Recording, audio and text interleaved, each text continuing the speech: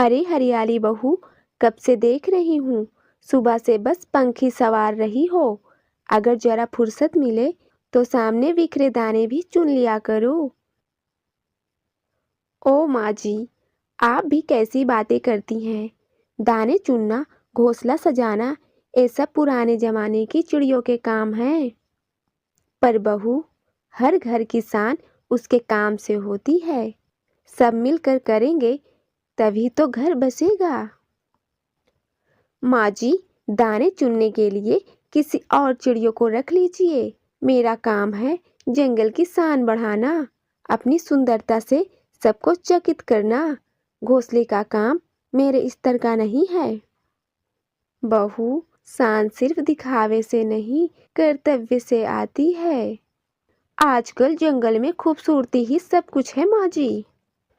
काश हरियाली समझ पाती कि घर सिर्फ पंखों से नहीं, संस्कारों से चमकता है।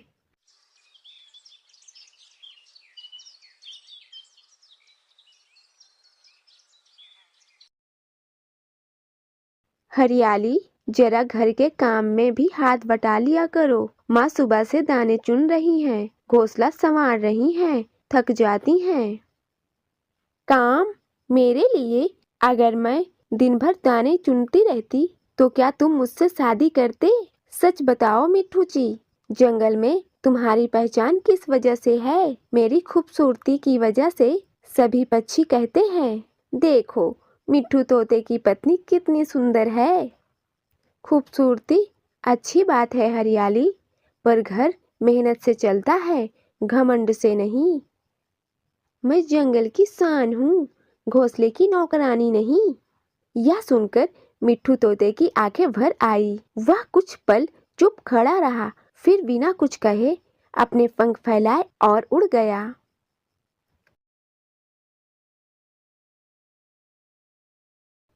बहू हरियाली, सुना मैंने सब कुछ। माँ जी, मैंने कुछ गलत नहीं कहा। मैं सुंदर हूँ, यही मेरी पहचान है। सुंदरता फूल जैसी होती है बहू, आज खिलेगी कल मुरझा जाएगी। पर मेहनत और संस्कार वो जड़ होते हैं जो घर को थामे रहते हैं। तो क्या मैं बस काम करती रहूं? मेरी कोई कीमत नहीं? कीमत है बहू, इसीलिए तो तुम्हें घर की रानी बनाया। पर रानी वही होती है जो अपने घर का बोझ भी समझे।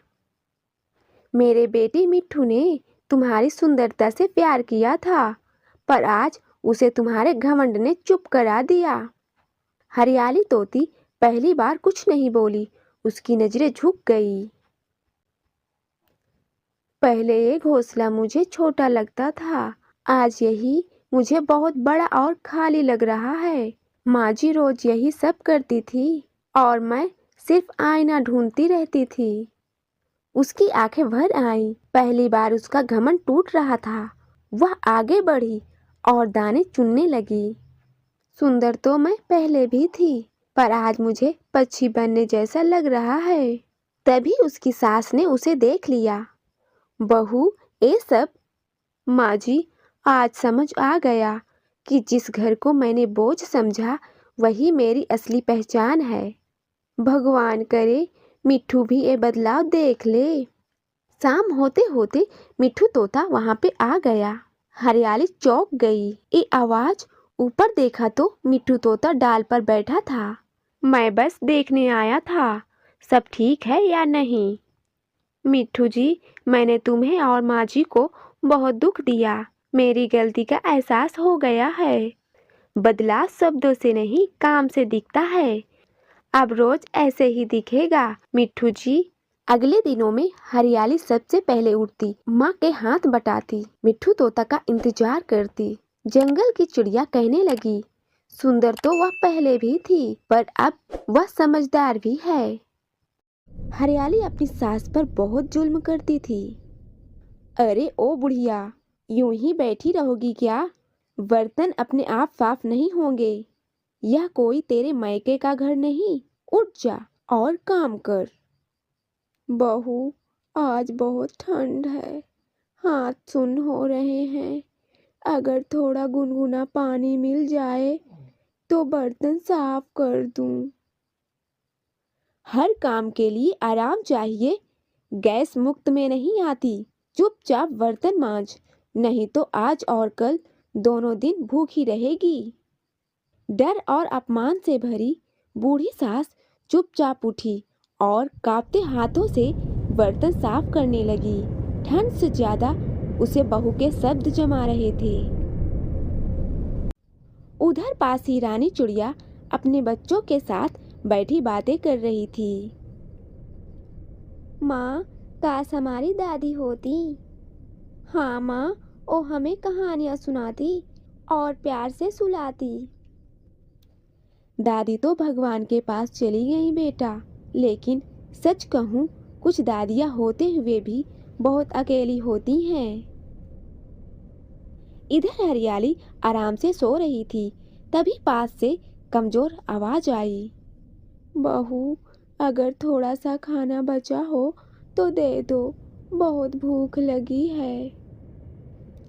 दिन भर बस खाने की ही याद आती है। सुबह खाया था ना? बहुत थोड़ा खाया था बहू।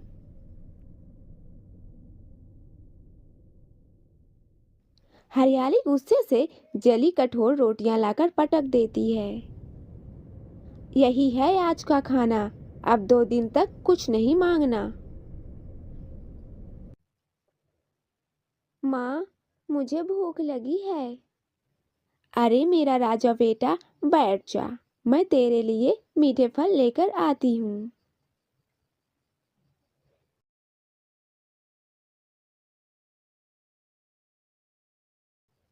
टिंकू चुपके से एक अंगूर अपनी दादी को दे देता है। दादी, थोड़ा सा खा लो, बहुत मीठा है। दादी की आंखें भर आती हैं। तभी हरियाली लौट आती है। अब बच्चों का खाना भी खाने लगी हैं। बस, बहुत हो गया। तभी वहां पे रानी चिड़िया आ जाती है। हरियाली, किसी बूढ़े के साथ ऐसा सलूक शोभा नहीं देता। इतनी दया है तो ले जाओ इन्हें अपने घर। हाँ अम्मा, मैं आपको अपने साथ ले जाऊंगी। अब आप अकेली नहीं रहोगी। बेटी, आज पहली बार किसी ने मुझे बोझ नहीं समझा।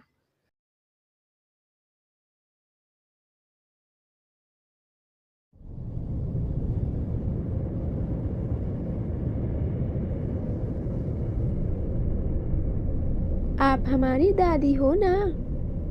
दोनों बच्चे दादी की गोद में बैठ जाते हैं। दादी उन्हें सीने से लगाकर सहलाती है। कई सालों बाद अपनापन मिला है। अम्मा, अब घर में रौनक आ गई है। अगली सुबह घना कोहरा छाया होता है। गुड़िया खेलते खेलते नजर से ओझल हो जाती है। गुड़िया, गुड़िया बेटी, कहाँ हो तुम? कोई जवाब नहीं आता। चिंता मत कर बेटी, मैं उसे ढूंढ लाऊंगी। अम्मा, बहुत ठंड है, आप मत जाइए। बच्चों के लिए ठंड नहीं देखी जाती बेटी। भयंकर ठंड में दादी कोहरे में आगे बढ़ती जाती हैं।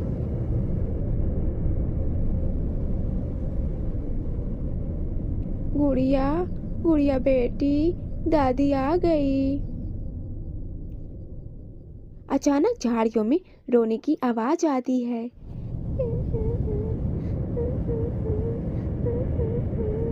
दादी, दादी, दादी, दादी। डर मत बेटी, दादी यही है। लेकिन दादी की सांसें धीरे धीरे थम जाती है।